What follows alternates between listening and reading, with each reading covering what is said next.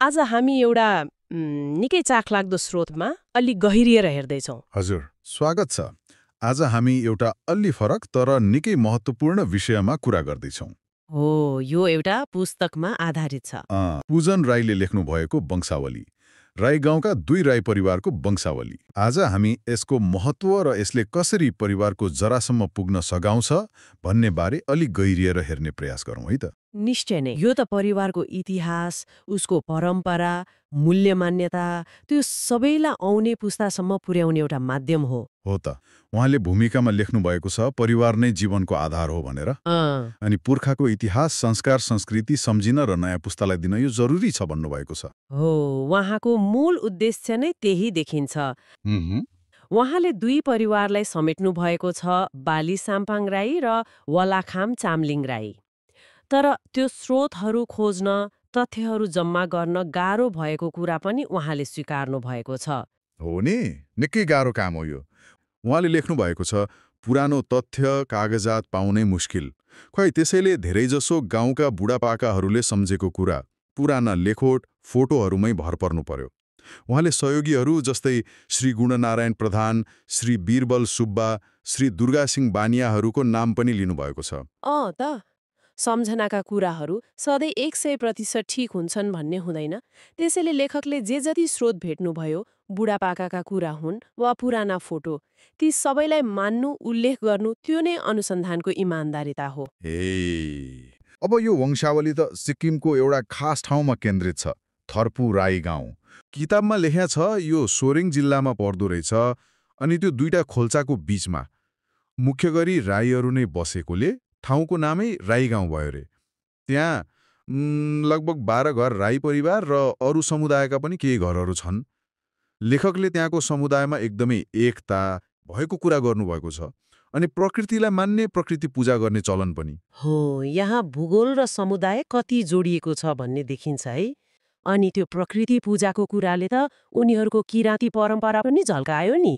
पुस्तकमा केही खास उद्देश्यहरू पनि बताइएको छ, जस्तै आफ्नो पुर्खा चिनेर पहिचान बलियो बनाउने। त्यो त ठिकै हो। अनि आफ्नो माटोसँगको सम्बन्ध त्यो पनि परिभाषित गर्ने। तर अझ चाखलाग्दो कुरा के छ भने नि, के रहेछ? यसले स्वास्थ्य र सामाजिक पक्षलाई पनि छोएको छ, जस्तो कि वंशानुगत रोगबाट जोगिन यसले कसरी मद्दत गर्न सक्छ भन्ने सम्भावना देखाएको छ। ए हो र? हो, अनि अर्को महत्त्वपूर्ण कुरा, सजातीय विवाह मतलब रगतको नाताभित्रै हुने बिहेबारीबाट जोगिने कुरा। मतलब आफ्नै थर गोत्रभित्र बिहे नगर्ने चलनलाई निरन्तरता दिने। हो, यस्ता सांस्कृतिक पक्ष पनि छन्। यसले किरात राय समुदायको सिक्किमको सामाजिक विविधतामा कस्तो भूमिका छ भन्ने पनि अलिकति सङ्केत गर्छ। यति धेरै जानकारी जम्मा गर्न र यसरी प्रस्तुत गर्न त पक्कै केही नियमहरू पनि बनायो होला नि लेखकले, व्यवस्थित गर्नलाई। हो, तपाईले ठिक समात्नुभयो। जस्तै छोरी छेलीहरूको फोटो चाहिँ आवश्यकता अनुसार मात्र राख्ने रे। अनि बिहे भएको कम्तीमा 5 वर्षपछि मात्रै बुहारीको फोटो राख्ने। 5 वर्ष? किन होला? खै त्यो त अब सायद परिवारमा स्थायित्व वा घुलमिल हुने समयलाई जनाउँछ कि विचार गर्नुपर्ने कुरा हो। अनि गाउँ छाडेर अन्तै गएका सदस्यहरूको चाहिँ सीमित जानकारी मात्र राख्ने। र सबैभन्दा महत्त्वपूर्ण, हरेक 15 वर्षमा यो वंशावलीलाई संशोधन गर्ने, अद्यावधिक गर्ने। 15 वर्षमा संशोधन गर्ने नियमले त यसलाई साँच्चीकै जीवन्त दस्तावेज बनाउने भयो नि। बाली साम्पाङ राई परिवारको इतिहासलाई कसरी देखाएको छ किताबमा? हुन्छ, पुस्तकले सुरु गर्छ स्व गोकुल सिंह राई र स्व धनरानी राईबाट। उहाँहरूलाई मूल पुर्खा मानिएको छ। उहाँहरूका 5 छोराहरू फिस्टे, बेनाम। बेनाम मतलब नाम नभएको? हो, सायद सानैमा बितेर होला नाम नराखिएको। त्यसपछि लालबहादुर, सुखवीर र पञ्चवीर। यिनैबाट कसरी वंश फैलियो भन्ने विवरण छ। लेखक पूजन राई आफै पनि साइला छोरा लालबहादुर राईका पनाती हुनुहुँदो रहेछन्। सायद त्यसैले यो उहाँको आफ्नै जरा खोज्ने यात्रा पनि हो जस्तो देखिन्छ। ल है, यो खास गरी गोकुल सिंहका जेठा छोरा स्वश्री फिस्टे राईबाट वंशावली अनुसार उहाँका एक्ला छोरा हुनुहुन्थ्यो, स्वश्री मल्ललाल राई। अनि मल्ललालका 2 छोरीहरू भएछन्, जेठी जसलाई काली भनिन्थ्यो र कान्छी लुती।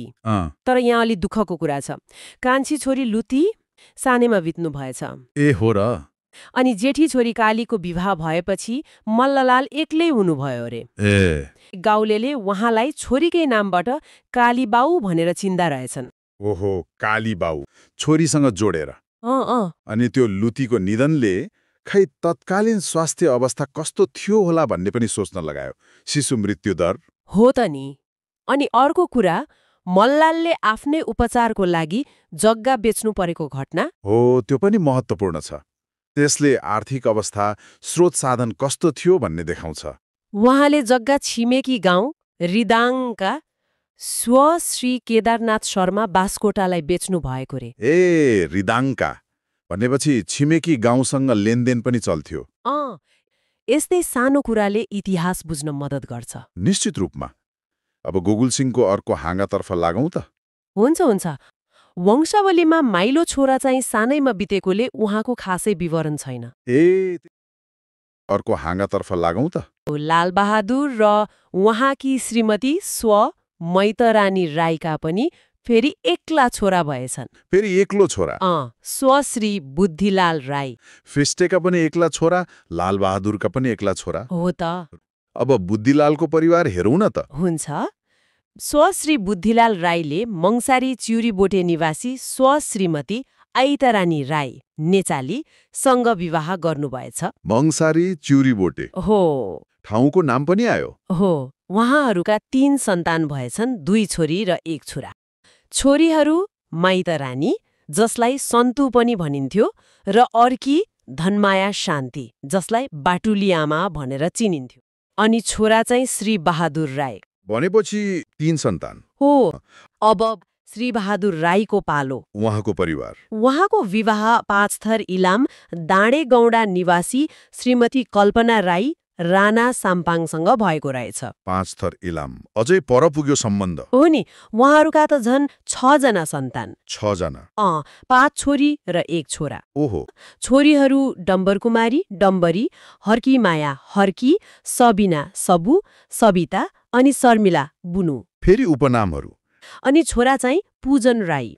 अनि हालछालेको पुस्तामा आइपुग्दा श्री बहादुर राईका छोरा श्री पूजन राई। पूजन राई। उहाँको विवाह रानीपुल मार्चक सिक्किम निवासी श्रीमती धनकुमारी छेत्री पाण्डेसँग भएको छ।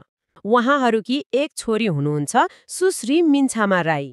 हामीले सरसर्ती हेर्यौं स्व श्री गोकुल सिंह राईबाट सुरु भएर उहाँका 2 छोराहरू फिस्टे र लालबहादुर। अनि उहाँहरूका सन्तान नाति नातिना हुँदै अहिलेको पुस्ता सुश्री मिन्छामा राईसम्म। हो। अर्को हाँगातर्फ लागौँ त। ल सुरु गरौँ स्वश्री सुखबीर राईबाटै। उहाँको विवाह त 8 माइल बुदाइङकी स्व श्रीमती रविमाया राईसँग भएको रहेछ। उहाँ भालुमा साम्पङ खलक्की। हजुर। अनि उहाँहरूबाट विवरण अनुसार त केवल एउटै सन्तान? एउटै मात्र। को हुनुहुन्थ्यो? उहाँहरूकी छोरी स्व श्रीमती रेखीमाया राई। मतलब परिवारको निरन्तरता छोरीबाटै अघि बढ्ने भयो। रेखीमाया राईको विवाह चाहिँ सोमबारे सिक्ताम सलङदङ्गाका स्व श्री रत्नबहादुर राईसँग भयो। उहाँ वालाखम चाम्लिङ हो। उहाँहरू मतलब रेखीमाया र रत्नबहादुर आफ्ना छोराछोरी सहित रेखीमायाको माइती घर अर्थात् त्यही राई गाउँमै फर्केर बस्न थाल्नु भएछ। अनि राई गाउँ फर्किएपछि उहाँहरूका सन्तानहरू भए 6 जना भनेको छ हैन? हो, 6 जना, 4 छोरा र 2 छोरी। छोराहरूमा चाहिँ जेठो छोराको त नाम खुलेको छैन। अनि माइलो श्री आसमान राई, साइलो श्री धनबहादुर राई र कान्छो श्री लालबहादुर राई। हजुर। अनि छोरीहरूमा जेठी श्रीमती कमलमाया राई अनि कान्छी श्रीमती टिकीमाया राई। तर जेठो छोराको नाम किन नखुलेको होला? त्यो चाहिँ विवरणमा के छ भने उहाँ सानै उमेरमा बित्नु भएछ, त्यसैले होला नाम पनि उल्लेख हुन पाएन। पारिवारिक इतिहासमा यस्ता दुःखद अपुरा कुराहरू पनि हुन्छन्। हो त। अब बाँकी छोराहरूको परिवारतिर जाउँ न त। माइला छोरा श्री आसमान राईको परिवार अलि ठूलै देखिन्छ। हो, उहाँको त 2 विवाह भएको रहेछ। 2 विवाह? हजुर। जेठी श्रीमती पश्चिम बङ्गाल बुधबारेकी स्व सञ्चराणी राई राखालीबाट 2 छोराहरू श्री धनराज राई, जसलाई अञ्जन पनि भनिने रहेछ, र श्री वीरेन्द्र राई निन्जन। अनि कान्छी श्रीमती नि? कान्छी श्रीमती चाहिँ पश्चिम सिक्किम सिगेङकी श्रीमती पूर्णिमाया राई बुङछेन। उहाँबाट एक छोरी श्रीमती गङ्गामाया राई गङ्गी। अनि धनराज अन्जनको विवाह पनि भएको उल्लेख छ। हो, उहाँको विवाह श्रीमती सृजना राई थुलुङसँग भएको देखिन्छ। यो दुई विवाह र ठाउँ ठाउँको पश्चिम बङ्गाल सिक्किम सम्बन्धले परिवार अझै फैलिएको देखायो। त्यसपछि साइला छोरा श्री धनबहादुर राई, उहाँको विवाह पनि पश्चिम सिक्किम सिगेङकी श्रीमती आइतमाया राई बुङछेनसँग भएको रहेछ। उहाँहरूका 5 सन्तान छन्, एक छोरा श्री अभिषेक राई अनि 4 छोरीहरू। को हुन्? सुश्री विनिता, रेणुका, पूर्णिमाया र विन्द्या राई। यसले पनि परिवार संख्या बढेको देखायो। अनि अन्त्यमा कान्छा छोरा श्री लालबहादुर राई, उहाँको बारेमा के छ? उहाँको अवस्था अलि फरक छ। विवरण अनुसार उहाँ अहिले पनि यही राई गाउँमै हुनुहुन्छ। त्यही हुनुहुन्छ। हो, तर उहाँ अविवाहित हुनुहुन्छ अनि दाजुभाइहरूको साथ सहयोगमा आफ्नै मातृथलो मतलब जन्मथलोमै एक्लै बस्दै आउनु भएको छ। भनेपछि स्वश्री सुखवीर राईबाट सुरु भएको यो वंश उहाँकी छोरी रिखी माया मार्फत ज्वाइसहित फेरि राय गाउँमै फर्किएर फैलियो। एकदम। जीवनका विभिन्न पाटाहरूको झलक हो यो। हो त। अर्को हाँगातर्फ लागौं त। त्यसो भए सुरु गरौं स्वश्री गोकुल सिंह राईका कान्छा छोरा स्वश्री पञ्चवीर राईबाटै। उहाँको विवाह 8 माइल बुदाङकी स्वश्रीमती शुभमाया राईसँग भएको थियो, हैन? उहाँ भालुमा साम्पाङ। हो, ठिक भन्नुभयो। यो विवाहबाट उहाँहरूका 8 सन्तान भए। 8 जना। 3 छोरा र 5 छोरी। हो, छोराहरूमा चाहिँ जेठो स्व बमबहादुर, माइलो स्व पदमलाल अनि एकजना कान्छो छोला। उहाँको नाम त उल्लेख छैन, तर मृत्यु चाहिँ आसाममा भएको भन्ने जानकारी छ। आसाममा? त्यो त अलि टाढा भयो। हो, त्यसले सायद बसाइसराई वा कामको खोजीलाई पनि संकेत गर्छ कि। अनि 5 छोरीहरूतर्फ नि? छोरीहरूमा रहरमाया, पूर्णिमाया, बुद्धिमाया, दिलमाया हुनुहुन्थ्यो। तर जेठी छोरीको पनि नाम छैन र उहाँ बिरामीले बित्नु भएको भन्ने छ। फेरि अर्को दुःखद घटना हो नि। ल, अब जेठो छोरो स्वश्री बमबहादुर राईको परिवारतिर लागौं है त। उहाँको विवाह सोमबारे सिक्तामकी स्वश्रीमती गोकुलमाया राईसँग भयो। उहाँ वालाखम चाम्लिङ, होइन त? हो, वालाखम चाम्लिङ। यस्तो पाछा वा थरले पनि सामाजिक सम्बन्ध देखाउँछ। उहाँहरूका पनि 8 जना नै सन्तान भएछन्, 4 छोरा 4 छोरी। फेरि 8 जना? जेठो छोरो स्वश्री रुद्रमणि राई, उहाँको गाउँले नाम लाप्चे थियो रे। लाप्चे? हो, उहाँ चाहिँ अविवाहित नै 27 वर्षको उमेरमा बिरामीले बित्नु भएछ। 27 वर्षमै? अनि अरू छोराहरू? अरूमा माइलो छोरो श्री पूर्णबहादुर राई अनि साइलो छोरो एकजना हुनुहुन्थ्यो, तर उहाँ सानैमा बित्नुभयो, नाम उल्लेख छैन। फेरि सानैमा? हो, अनि कान्छो छोरो चाहिँ श्री डम्बर सिंह राई। अनि छोरीहरू नि 4 जना भन्नुभयो। छोरीहरूमा जेठी सुश्री कमलमाया राई, उहाँको पनि गाउँले नाम रहेछ झ्याम्ली नाना। झ्याम्ली नाना? गाउँले नामको चलन बाक्लै रहेछ हे। त्यस्तै देखिन्छ। त्यसपछि माइली छोरी पनि बेनामी, सानैमा बितेकी। साइली चाहिँ स्व श्रीमती गङ्गामाया र कान्छी श्रीमती दिलमाया। यहाँ पनि 2 सन्तान सानैमा गुमाउनु परेको देखियो। मार्मिक नै रहेछ। अब बाँचेका छोराहरूको वंश कसरी अघि बढ्यो त? माइलो छोरो श्री पूर्णबहादुर राईबारे के जानकारी छ? श्री पूर्णबहादुर राईले चाहिँ नाम्ची नन्दुगाउँ निवासी श्रीमती कमलमाया राईसँग विवाह गर्नुभयो। उहाँको गाउँले नाम कमला अनि उहाँ 84 हुनुहुँदो रहेछ। नाम्ची सिक्किमपट्टि अनि फेरि 84 पाछा सम्बन्धहरू कसरी जोडिएका? मुनि उहाँहरूका 2 छोराहरू छन्, जेठो श्री आशिष राई र कान्छो श्री अशोक राई। अनि कान्छा छोरा श्री डम्बर सिंह राईको परिवार नि? श्री डम्बर सिंह राईको विवाह चाहिँ रिम्बिक लम्पती, यो पश्चिम बङ्गालमा पर्छ, त्यहाँकी श्रीमती सुनिता राईसँग भयो। उहाँ चाहिँ थुलुङ राई। पश्चिम बङ्गालतिर थुलुङ राईसँग भनेपछि त सम्बन्ध अझै फैलियो। हो, एकदम। उहाँहरूका एक छोरा श्री सञ्जोग राई र एक छोरी सुश्री अनुसार राई हुनुहुन्छ। यो जामा अंशले नै वंशावली कति महत्त्वपूर्ण हुन्छ भन्ने देखाउँछ। वंशावलीहरू त इतिहासका साना झ्याल जस्ता हुन् नि, होइन र? एकदम। अर्को हाँगातर्फ लागौँ त। स्व श्री पञ्चवीर राईका माइला छोरा स्व श्री पदमलाल राईबाट सुरु भएको देखिन्छ। अनि उहाँको विवाह थर्पु डाँडाकी श्रीमती धनमाया राईसँग भएको रहेछ। हो, अनि त्यहाँ धनमाया राईको थरसँगै कोष्ठमा दुङमाली साम्पाङ पनि लेखिएको छ नि। हो, त्यो महत्त्वपूर्ण छ। यसले उहाँको पाछा वा गोत्र खुलाएको छ। पदमलाल र धनमाया राईबाट जम्मा 5 जना सन्तान भएछन्।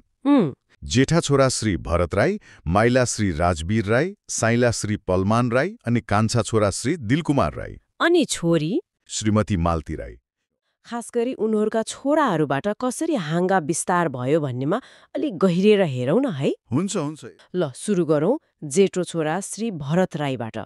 उहाँको परिवारमा त अलि फरक कुरा पनि देखियो नि स्रोतमा। हो, उहाँका 2 विवाह भएको कुरा उल्लेख छ। ए 2 विवाह? हो, जेठी श्रीमती चाहिँ पश्चिम सिक्किमको बैगुने भन्ने ठाउँबाट लेखिएको छ। स्व श्रीमती बिरसिक्का राई, थर चाहिँ कुलुङ थर्की। अनि कान्छी श्रीमती नि? कान्छी श्रीमती चाहिँ सोमबारे सिक्ताम मतलब सलाङदङ भन्ने ठाउँबाट श्रीमती दिलमाया छेत्री, थर चाहिँ सापकोटा। ए ठाउँ पनि फरक, थर पनि फरक, कुलुङ र सापकोटा। त्यो समयको सामाजिक सञ्जाल कस्तो थियो, भौगोलिक पहुँच कतासम्म थियो भन्ने कुरा यस्तै विवरणबाट थाहा हुन्छ। हो नि। अब सन्तानहरूको कुरा गरौँ न त। जेठी श्रीमती बिरसिक्का राईपट्टिबाट उहाँबाट 2 छोरा र 1 छोरी हुनुहुन्छ। जेठो छोरा श्री प्रजय राई अनि ठूलो कान्छो भनौँ श्री विजय राई। छोरी चाहिँ श्रीमती रीना राई। प्रजय, विजय र रीना 3 जना जेठी श्रीमतीबाट हो। अनि कान्छी श्रीमती दिलमाया छेत्री सापकोटातर्फबाट। उहाँबाट चाहिँ हाल 1 छोरा हुनुहुन्छ श्री एरोन राई। एरोन राई भनेपछि श्री भरत राईका जम्मा 4 सन्तान भए 2 श्रीमतीबाट। हो, स्रोत अनुसार त्यही देखिन्छ। ल यो त भयो जेठो छोरा श्री भरत राईको पारिवारिक हाँगो। अब माइलो छोरा श्री राजवीर राईतिर लागौँ न त। उहाँको बारेमा के जानकारी छ? श्री राजवीर राईको विवाह चाहिँ सिम्बुङ कमान दार्जिलिङ पश्चिम बङ्गाल निवासी श्रीमती मन्तु राईसँग भएको देखिन्छ। श्रीमती मन्तु राईको थर चाहिँ राणा साम्पाङ भनेर लेखिएको छ। उहाँहरूका हाल 1 छोरा हुनुहुन्छ, नाम श्री नुचाङ राई। ल तर हरेक परिवारको कथा आफ्नै किसिमको हुन्छ। अब साइलो छोरा नि पलमान राई लुते साइला। उहाँको बारेमा चाहिँ अलि फरक जानकारी छ। उहाँ अविवाहित हुनुहुन्छ रे। अविवाहित? र हाल पनि आफ्नै पैतृक घर त्यही राई गाउँ दाजुभाइ, भाउजू, दिदी अनि आमाको साथ सहयोगमा बस्दै आउनु भएको छ। यो पनि चाखलाग्दो कुरा हो नि। साँच्चै। औपालो आयो कान्छो छोराको दिलकुमार राई, जसलाई मणिकुमार पनि भनिन्थ्यो। उहाँको के छ त? उहाँले श्रीमती प्रसन्ना राई थुलुङ थरको सोरेङ डाँडा गाउँ भन्ने ठाउँबाट विवाह गर्नुभयो। उहाँहरूका 2 छोराहरू छन्, आरुष र सरिन। 2 छोरा, ठिक छ। तर यहाँनिर स्रोतमा एउटा सानो नोट थपिएको रहेछ। के रहेछ त्यो नोटमा? उहाँले पहिले श्रीमती दुर्गा छेत्रीसँग पनि विवाह गर्नुभएको थियो रे। भनेपछि उहाँको पनि अर्को विवाह भएको रहेछ। र दुर्गा छेत्री तर्फबाट 1 छोरी हुनुहुन्छ निशाम राई। भनेपछि जेठो दाजु भरत राईको जस्तै यहाँ पनि अर्को मिश्रित पारिवारिक इतिहास देखियो। एकदम। अब अन्त्यमा एक्ली छोरी मालती राईको कुरा गरौँ। उहाँको विवाह चाहिँ जोरथाङ दक्षिण सिक्किमका श्री मणिकुमार छेत्री अधिकारीसँग भएको देखिन्छ, जसको घरमा बोलाउने नाम नुना पनि उल्लेख छ यहाँ। उहाँहरूका 2 सन्तान भएको देखिन्छ। 1 छोरा श्री तरुण छेत्री अधिकारी र 1 छोरी श्रीमती अश्लेषा छेत्री अधिकारी। स्रोतले के भन्छ भने उहाँ पछि गएर आफ्नै जन्मथलो राई गाउँ अर्थात् माइती घर फर्केर बसोबास गर्दै आउनुभएको छ। एउटै पुस्ताभित्र कति फरक जीवनका बाटाहरू। यो सानो अंशले नै जीवन र परिवार कति बहुआयामिक हुन्छ भन्ने देखाउँछ। एकदम। त्यसो भए निष्कर्षमा के भन्न सकिन्छ भने आफ्ना पुर्खा चिन्नु र त्यसलाई लेखेर राख्नु निकै महत्त्वपूर्ण रहेछ। एकदमै। यो केवल बाली, साम्पाङ वा बोलाखाम चम्लिङ परिवारको कथा मात्र होइन। यो त हरेक परिवारले आफ्नो इतिहास किन लेख्नुपर्छ भन्ने कुराको एउटा राम्रो उदाहरण हो। यसले पुस्ताहरूलाई जोड्ने एउटा बलियो धागोको काम गर्छ, आफ्नोपनको भावनालाई गहिरो बनाउँछ र सांस्कृतिक निरन्तरता पनि सुनिश्चित गर्छ। यहाँ प्रस्तुत जानकारी चाहिँ पुस्तकमा आधारित हुन् र हामीले तिनैलाई यहाँ छलफल गरेका हौँ है। हो